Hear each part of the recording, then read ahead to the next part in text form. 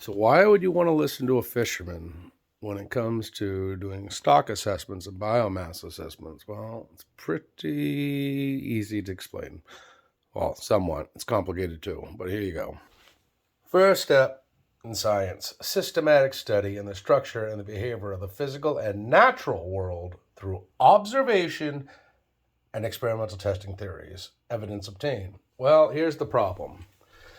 They pick random toes before the boat ever leaves to do research. Well, they've only accomplished a whole lot of not much.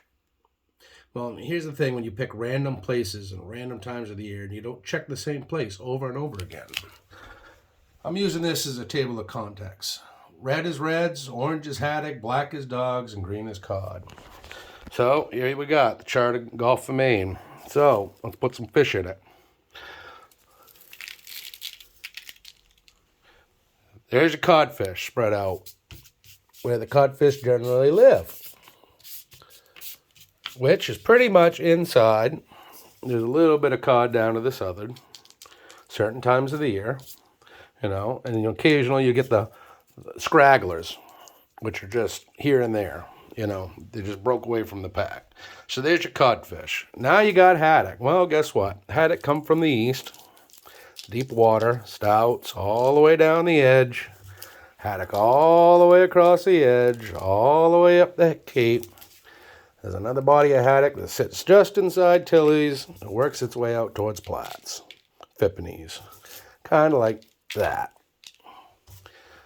Then you got your redfish. Well, redfish primarily live off in Redfish Bottom, which is east of Caches, and they primarily live every now and then on the humps. Now, around Franklin's, there's a body over in there that goes all the way to the southern.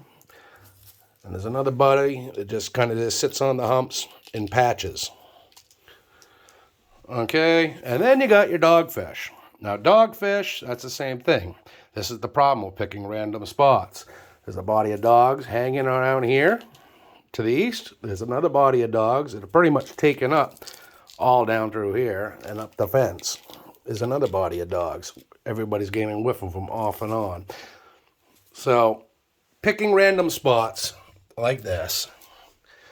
So let's just say, here's random spot one. Well, yeah, you might see some codfish. You might see a little bit of haddock.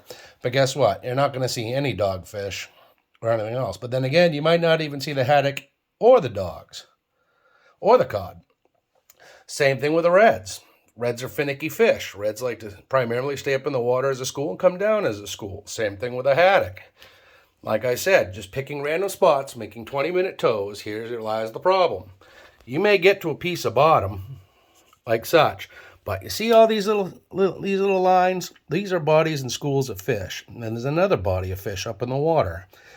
This lower echogram is telling me everything in there is from 7.5 inches, 15 inches, and we got higher. Which, breaking it down on this chart, fish up in the water starts about 5 inches and they go all the way to 25 inches. And that's just the fish up in the water. Fish on the bottom start at 8 inches, 12 inches, and we got some bigger fish at 39 inches along the bottom. So, guess what? Making a 20-minute tow, if it wasn't slack water or if it wasn't the right time of the year, those fish could very well be up in the water.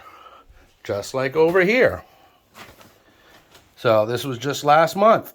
This is the bottom of the ocean floor. Very little bit of fish on bottom, but we also see these schools. 1, 2, 3, 4.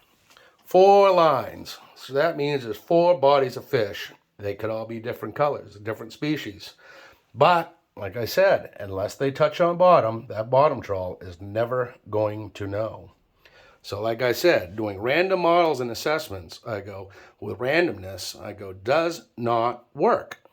1, because in 20-minute tow, you don't know if these fish are going to come down or not. You're relying on the assumption that they're all on bottom, which, looking at this, they don't have to be. They could be all in the same area, but yet not down at the right time because it's not the right time of the year, or the feed they're working on isn't there. And like everything else, these babies move. So, and as they move, you can go into an area, not see anything at all, but yet the migration of the fish have already moved on. So, That's pretty much breaking down why these random assessments, like so, picking random areas and doing 20-minute tows, when these fish can very well be up in the water, just like my charts are showing and just like my pictures are showing. Both areas. So one, that would make for failure. Two, like I said, if you don't keep moving around and do random tows, when these fish start migrating across the bottom, you are never going to know what the biomass is if you don't know how to look and spend enough time looking. So, like I said, why should you ask a fisherman? Well, due to the fact that maybe you might have spent one or just a handful of thousands of hours paying attention to these things, though, but might help on tracking something. But maybe it's just me.